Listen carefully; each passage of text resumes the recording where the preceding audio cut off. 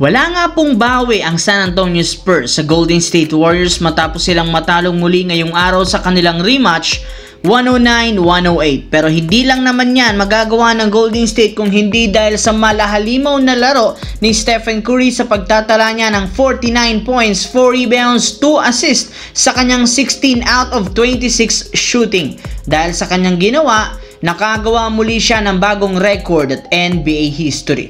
And this time, si Michael Jordan naman ang pinantayan pagdating sa may pinakamaraming nagawang 40-point game simula ng tumungtong sa edad na 30 years old. Maliban dyan, sila lang naman dalawa ni Jordan ang player na merong edad na 37 hanggang 45 years old na nakapagtala ng 2 consecutive 45-point game.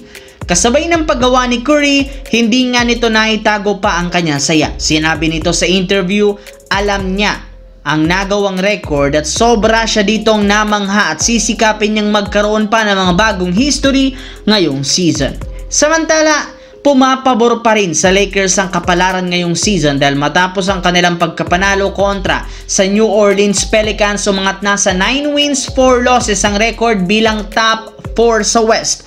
Bukod dyan, sila pa rin naman ang number 1 sa Group B ng NBA Cup sa record na undefeated 2-0. At ang maganda pa dyan, mismong si Coach Redick nang nagsabi na unti-unti na nga pong gumaganda ang kalagayan ng katawan ni LeBron James. In fact, wala na rin naman siyang iniindang sakit habang ito ay nagpa-practice kasama ang South Bay Lakers. Kaya tumataas ang tsansa ngayong makapaglaro si LeBron sa kanilang target date November 19 laban sa Utah dyan sa kanyang pagbabalik sa kanilang sariling home court. At once na makabalik si LeBron, syempre paglalaruin nga ito bilang starter. Ibig sabihin, balak ni Coach Redick buuhin na ang matagal nang gustong makita ng mga fans ang bagong starting 5 ng team na sina Luka Doncic, Austin Reeves, LeBron James, Rui Hachimura at si DeAndre Ayton. Sa kabilang banda, sa pangalawang sunod na pagkakataon, nagawa na naman ng Detroit Pistons na maipanalo ang laro laban sa Chicago Bulls